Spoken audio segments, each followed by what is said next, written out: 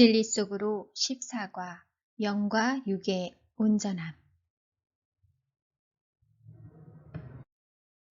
고대의 사람들은 좋은 것이든 나쁜 것이든 세상에 일어나는 모든 것이 신의 힘으로 좌지우지 된다고 믿었습니다. 그리고 현대의 사람들도 여전히 같은 믿음을 가지고 있는 듯 한데요. 마치 하늘에 있는 어떤 강력한 존재가 축복의 버튼을 누르고 또는 저주의 버튼을 누르기에 이 세상의 모든 일들이 일어나는 것이라고 생각하는 것이죠. 그러나 이는 물론 사실이 아닙니다. 현실은 모든 것이 세밀하게 통제되고 폐쇄된 상황에 우리가 놓여 있는 것이 아니라 우리가 스스로 내리는 매일의 결정들에 따라서 모든 것이 달라질 수 있는 것입니다. 하나님은 사랑이시기에 세상을 원인과 결과의 법칙이 작용하도록 만드셨습니다. 이것은 우리의 자유로운 행동들이 반드시 그에 따르는 결과들을 세상에 가져온다는 것입니다. 진정한 사랑에는 반드시 진정한 의미의 자유가 존재합니다. 진정한 자유가 존재하기 위해서는 우리는 모든 단계에서 진정한 인과적 상호작용이 있어야 하는 것입니다. 임의적으로 누군가의 강압에 의한 행위는 곧 자유의 부재이며 곧 사랑의 부재가 되는 것입니다. 성경은 세상이 실제로 어떻게 이루어져 가고 있는지를 이렇게 설명하고 있습니다. 갈라디아서 6장 7절 사람이 무엇으로 심든지 그대로 거두리라. 그렇습니다. 이 세상은 우리의 자유로운 행동들에 따라서 그리고 그 행동들이 가져오는 결과에 따라서 세상은 달라지고 그리고 이루어져 가고 있는 것입니다.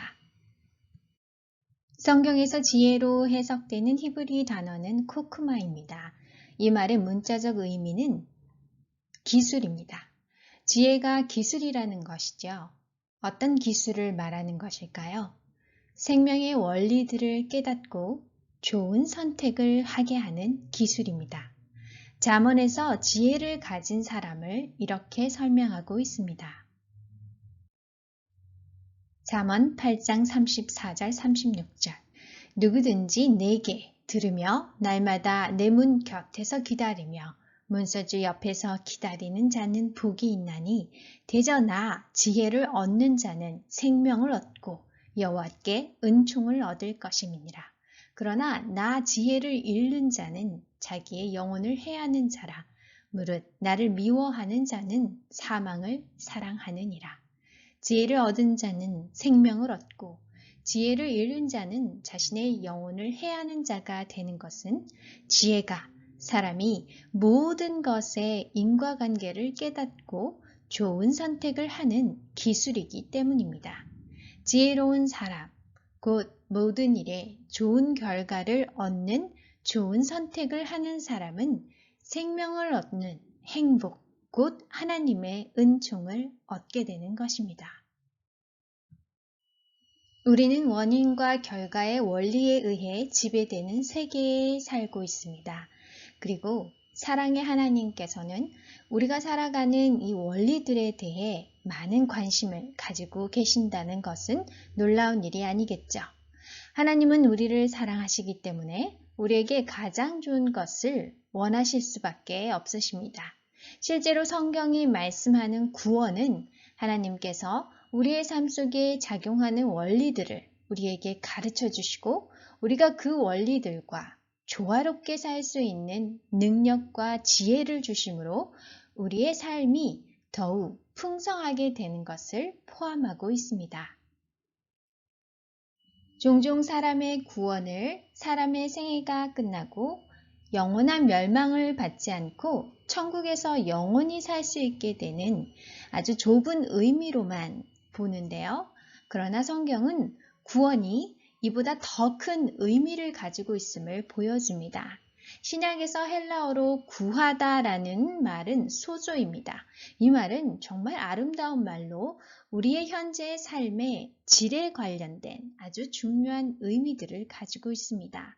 소조는 문자적으로 해방되다, 자유로워지다, 치유되다, 건강을 회복하다, 온전해지다 라는 뜻을 가진 단어입니다.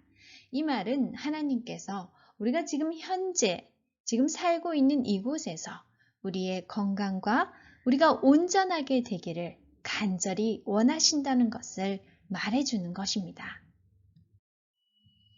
요한복음 10장 10절 내가 온 것은 양으로 생명을 얻게 하고 더 풍성히 얻게 하려는 것이라. 요한 3서 2절 사랑하는 자여 내 영혼이 잘됨같이 내가 범사에 잘되고 강건하기를 내가 간구하노라. 하나님은 우리의 모든 건강과 풍성한 삶을 원하십니다. 성경의 핵심 진리가 하나님은 사랑이시니라 라고 한다면 하나님께서는 당연히 우리의 건강과 삶의 질에 관심이 있으시지 않으시겠습니까? 창세기 1장 29절 하나님이 가라사대 내가 온 지면에 씨 맺는 모든 채소와 씨 가진 열매 맺는 모든 나무를 너희에게 주노니 너희 식물이 되리라. 사람을 창조하신 하나님께서 사람에게 주신 음식물은 씨 맺는 모든 채소와 씨 가진 모든 나무입니다. 그렇기에 사람의 인체는 과일, 채소, 견과류, 씨앗, 통곡류, 콩류 등 이러한 것들을 꾸준히 섭취할 때 가장 건강하게 유지될 수 있습니다. 이러한 음식들은 우리 몸이 번성하고 질병과 싸우는 데 필요한 영양소들로만 가득 채워져 있습니다. 현대 과학이 이제 이러한 음식들이 우리 몸에 정말로 필요한 진짜 음식이라는 것을 증명해주고 있는데요. 사람을 창조하신 사랑의 창조주께서 주신 이 식단, 그리고 현대 과학이 입증하고 뒷받침해주는 이 식단을 시도해 보는 것은 어떨까요? 이러한 음식물들로 우리의 식탁을 채우는 것이 바로 지혜를 얻은 것이며 좋은 선택과 그 선택의 행동들은 말할 수 없는 축복의 결과를 우리에게 가져올 것입니다. 노아 홍수 이후에 땅의 식물들이 모두 파괴된 후 하나님께서는 동물을 사람의 식물로 허락하셨지만 이것은 타락한 세상으로 말미암은 어쩔 수 없는 응급 방편이었을 뿐 하나님의 이상적인 계획은 아니었습니다. 그리고 사람의 식단에 허락하신 동물에도 우리의 인체를 너무나도 잘 아시는 하나님께서 우리에게 해가 많이 되지 않는 것들로 명확한 구분을 해 주셨습니다. 창세기 7장 2절 너는 모든 정결한 짐승은 암수 7씩, 부정한 것은 암수 2씩을 네개로 취하며 신명기 14장 3절에서 4절 너는 가증한 물건은 무엇이든지 먹지 말라. 너희의 먹을 만한 짐승은 이러하니 곧 소와 양과 염소와 정결한 짐승은 사람이 먹을 수 있는 동물이며 그 외의 짐승은 모두 부정한 짐승으로 사람이 먹기에 적합하지 않은 동물입니다. 이렇듯 하나님은 아주 자세하게 우리에게 유익한 음식물이 무엇인지 가르쳐 주시므로 우리가 식욕의 방종으로 우리의 몸을 해롭게 하지 않길 바라시는 것입니다. 그러나 어떤 사람들은 우리가 신약 시대에 살고 있기 때문에 구약에 이렇게 깨끗하고 부정한 규례가 더 이상 적용되지 않는다고 생각을 합니다. 그러나 그것은 마치 중력법칙이 그 당시에는 적용되었지만 더 이상 적용되지 않는다고 말하는 것과 같습니다. 하나님은 어떤 동물이 깨끗하며 어떤 동물이 부정한지 건강법으로서 규정하셨기에 그리스도께서 그들이 상징하는 구원의 실체와는 상관없는 것입니다. 건강법칙은 상징적이지 않기 때문에 예수님께서 구원을 이루셨으므로 쓸모없게 된 것이 아닌 것이죠. 그것들은 역사의 모든 시기에 인간의 모든 신체에 실질적인 영향을 미치고 있습니다. 또한 현대과학은 성경이 줄곧 가르쳐온 것이 옳다는 것을 증명하고 있습니다. 바벨론의 포로로 잡혀간 다니엘과 세 친구는 왕의 식탁에서 매일 식사할 수 있는 특권을 받았습니다. 그들에게 제공된 식사는 왕이 먹는 진미, 고기들과 그리고 술, 와인이었습니다. 그러나 그들은 왕의 음식 대신에 10일 동안 채식과 물을 먹고 마심으로 왕의 음식과 와인을 먹은 소년들과 비교해 보라고 요청했습니다. 그리고 그 결과는 다니엘 1장 15절 열흘 후에 그들의 얼굴이 더욱 아름답고 살이 더욱 윤택하여 왕의 진미를 먹는 모든 소년보다 나아 보인지라. 참으로 놀라운 일이죠. 2500년 전에 쓰여진 다니엘의 이야기는 우리에게 의학이 지금 막 발견하고 있는 것을 말해주고 있습니다. 미국에서 사망의 가장 큰 두 가지 원인은 심장병과 암입니다. 여튼 대부분 생활 습관에 관련된 질병들입니다. 잘못된 식습관, 운동 부족, 정신적인 스트레스 등이 요인입니다. 많은 사람들이 자신의 수명을 스스로 단축시키거나 불필요한 고통을 일으키는 그러한 결정들을 매일 하고 있습니다.